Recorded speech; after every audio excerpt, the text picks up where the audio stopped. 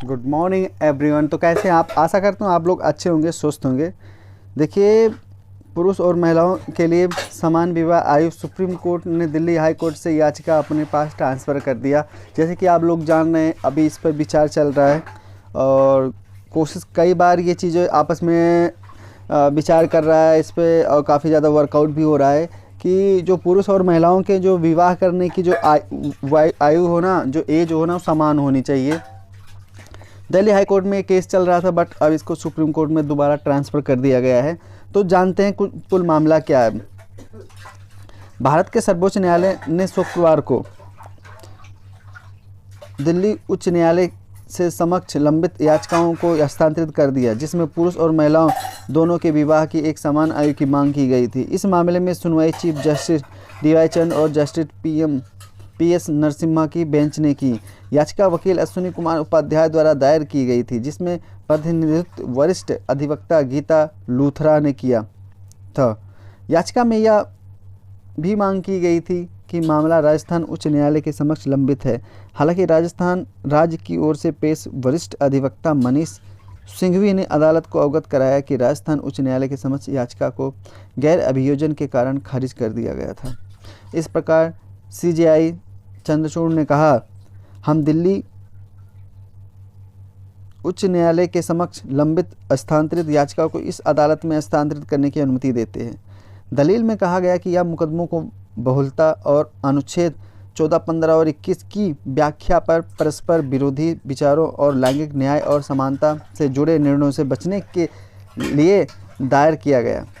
याचिकाकर्ता ने कहा कि जहां पुरुषों को 21 वर्ष साल की उम्र में शादी करने की अनुमति है, वहीं महिलाओं को 18 वर्ष की उम्र में शादी करने की अनुमति है। पुरुष और महिलाओं के लिए शादी की निर्धारित उम्र में यह अंतर पितृसत्तात्मक रूढ़वादिता पर आधारित है। इसका कोई वैज्ञानिक समर्थन नहीं है।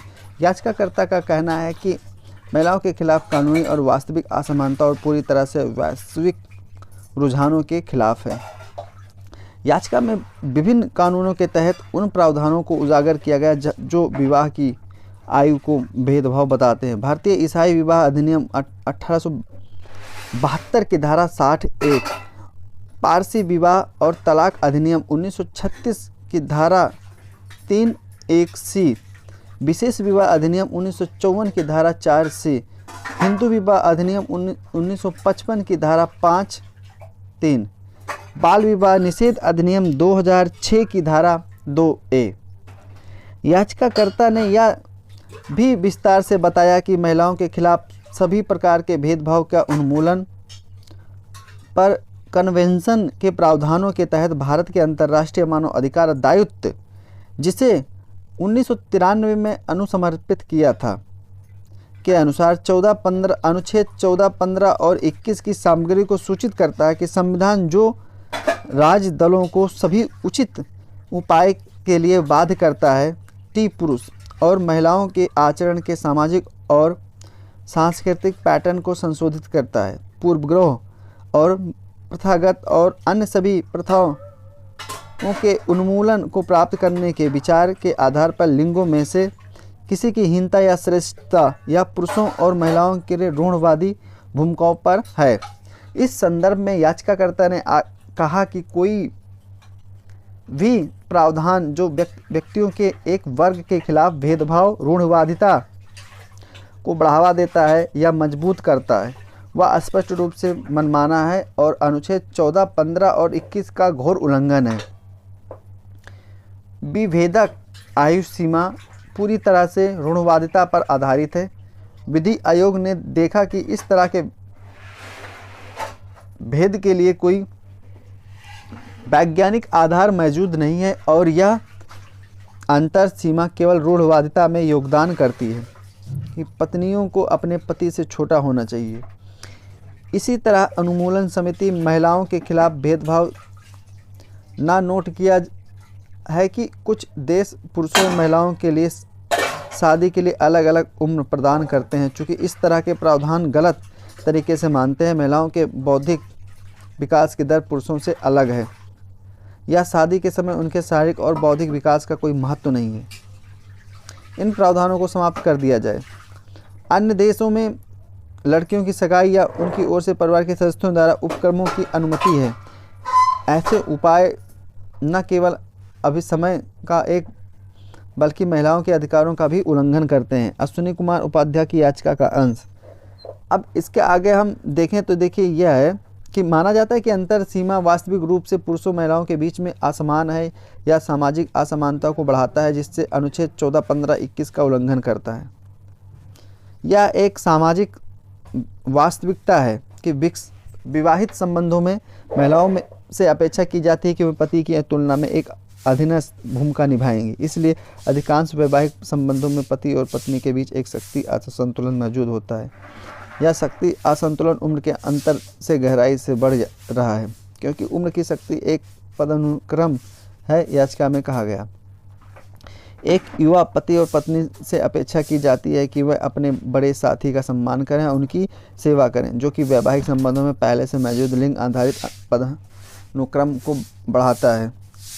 यह तर्क दिया जाता है कि इस देश में इंगित करने वाले वैश्विक रुझानों के आलोक में पुरुषों और महिलाओं दोनों के लिए विवाह की न्यूनतम आयु को 21 वर्ष के बराबर करने के लिए भेदभावपूर्ण प्रावधानों को पढ़ा जाना चाहिए।